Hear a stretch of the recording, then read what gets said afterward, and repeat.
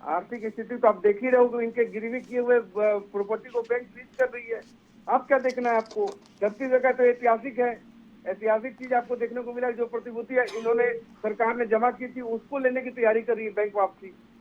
तो क्या चाहिए आप? इसमें अंशुल जी उत्तर देंगे। अंशुल जी, सबसे पहले तो मैं सिर्फ त्रिपाठी जी इतना कहूंगा कि महोदय को आज सुबह का ही पेपर पढ़ लेना था और उसमें अमित शाह जी का एक बयान जारी हुआ है जिसमें यह कहा गया है कि छत्तीसगढ़ में जो योजनाएं लागू हैं अर्थात क्रियान्वित हैं, उसमें लेकर जमीनी स्तर पर जो गांव के अंचल स्थापित हुए हैं वह सराहनीय हैं। तो आपको मुझे पता समझ में नहीं आ रहा है कि निशिकांत जी अमित शाह से कौन सी लड़ाई लड़कर बैठे हुए हैं कि अमित शाह जी जो अच्छी बात कहते हैं उसका विरोध निशिकांत जी जरूर करते हैं। चलो, अब दूसरी बात, गौठान की योजनाओं की इन्होंने बात करी। इन्होंने कहा कि भैया हमने आपकी योजनाओं का बहुत ज्यादा साधुवाद किया है, आपके क्रियान्वयन के तरीके से साधुवाद नहीं किया।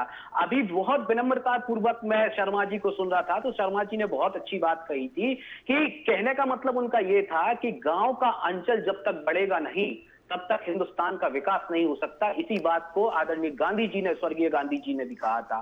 तो अगर हम इस योजनाओं के थ्रू गांव के अंचल को बढ़ाने का काम कर रहे हैं, महोदय एक छोटा सा आंकड़ा प्रस्तुत कर रहा हूं, छत्तीसगढ़ जो है वो आदिवासी बहुल क्षेत्र भी है। मैं कंप्लीट कर लूं? मैं आप कर लीजिए निशिकांत जी, आपके बीच में इंटरप्ट करना चाह रहे हैं इसलिए मैंने उनको रोका है। जी, मैं वही कहता हूं ना कि मैं जैसे ही आईना दिखाने का प्रयास करता हूं तो आईने में निशिकांत जी अपना चेहरा देख लेते हैं और चेहरा देख लेते तो वो इतने भययुक्त हो जाते हैं कि उंगली उठाने लगते हैं। मुझे क्या पता कि इनका श्रीमुख कैसा है। ठीक है, मैं बता देना चाहता हूं कि छत्तीसगढ़ जो है ना, छत्तीसगढ़ में आदिवासी वनांचल भी बहुत है। मैं 3.5 वर्षों का आंकड़ा आपको प्रस्तुत कर रहा हूं, जब से हमने 4,500 से लेकर 5,000 रुपए प्रति बोरा मानक वनांचल की वस्तुओं का किया है, तब से 165% तक वृद्धि हुई है। क्या यही रोजगार नहीं है? क्या वनांचल में आदिवासी भाइयों को आपस में जोड़ने के कार्यक्रम को आप रोजगार नहीं मानते? एक बात। दूसरी बात, छत्तीसगढ़ में 2500 रुपए समर्थन मूल्य देने का वादा अगर हमने किया था तो हमें राजीव गांधी न्याय योजना क्यों लानी पड़ी? क्योंकि केंद्र में बैठी हुई किसान विरोधी मोदी सरकार जो यह कहती थी कि 2021, 2022, 2023 तक किसानों की आय दुगनी कर देंगे, वह बात अलग है कि किसानों की आय तो दुगनी नहीं हुई, जबकि उनका जो लागत मूल्य है वह डबल हो गई।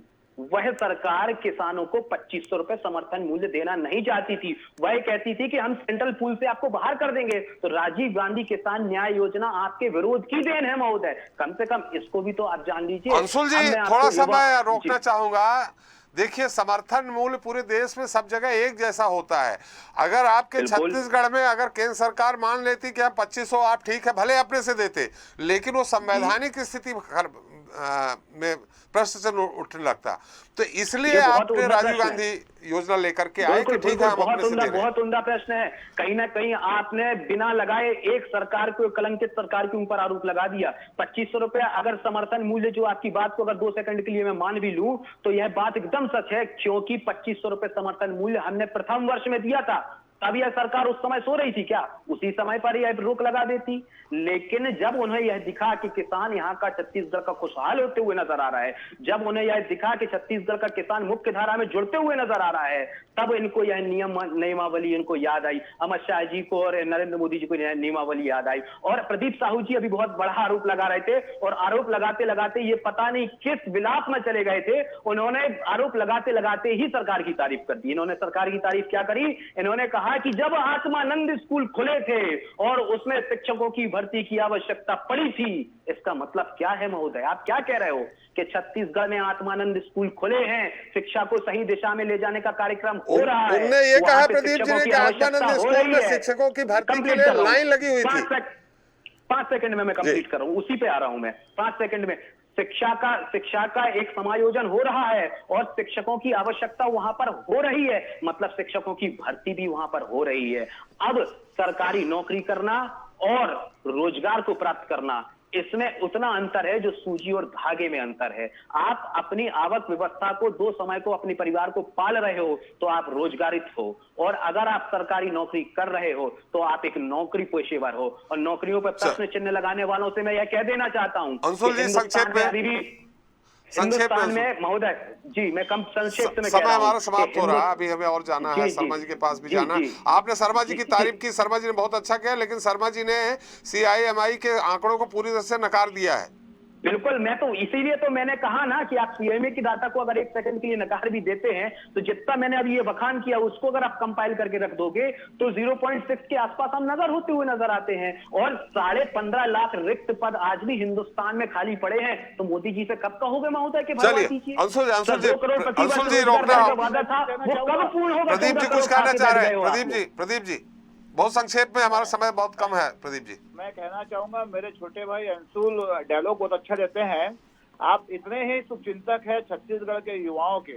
मैं आपसे कुछ भी नहीं करना चाहता, मैं सत्य पे बात करता हूं। बात सुन लीजिए ना, मैंने आपकी बातों को बहुत गंभीरता से सुना।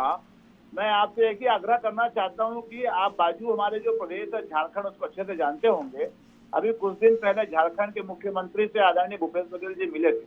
उन्होंने एक नियम लागू किया है कि झारखंड के कल कारखानों में, चाहे वो प्राइवेट संस्थाएं क्यों ना हो, 100 में 100% आरक्षण हमारे स्थानीय लोगों को दिया जाएगा।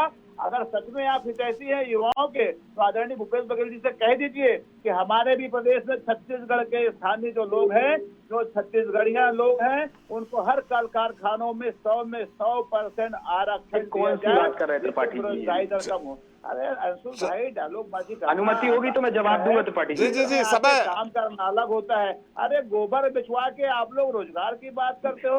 चलिए प्रदीप जी, छत्तीसगढ़ प्रदेश में यहाँ पे सीधे साधे भोले लोग हैं, छत्तीसगढ़िया लोग हैं जो खेती किसानी करके अपनी जीविका उपार्जन करते हैं। उसको आप लोग चलिए प्रदीप जी, इस मुद्दे पे आप लोग कब प्रदर्शन कर रहे हैं? आदरणीय आप लोग कब प्रदर्शन कर रहे हैं? बढ़िया छत्तीसगढ़िया सबले बढ़िया, छत्तीसगढ़िया सबले बढ़िया बोल बोल के इसको परबुदिया बना रहे छत्तीसगढ़ियाओं को ये लोग। अरे दुख होता है। चलिए प्रदीप जी, छत्तीसगढ़िया भाइयों, प्रदीप जी को डेट नहीं पता ये कब प्रदर्शन कर रहे हैं महोदय, इसलिए ये भाषण देंगे।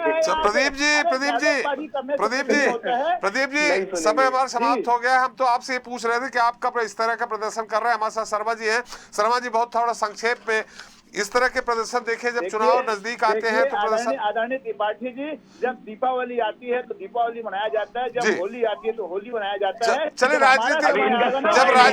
जब मतदान का समय आएगा तो इस तरह के प्रदर्शन होंगे। शर्मा जी बिल्कुल। शर्मा जी देखिए, ऐसा है कि राजनीतिक सरगर्मी तो बढ़ रही है, संगठन में भी बदलाव हो रहे हैं। आज जिस तरह से जो एक आंदोलन हुआ है, पहली बार 3 सालों में ऐसा लगा कि भाजपा सड़क पर उतर कर कोई आंदोलन कर रही है। आज भाजयुमो जो है उसको हमने सक्रिय 3 साल में आज पहली बार देखा है। मुझे लगता है राजनीति की दृष्टि से बहुत अच्छी बात है।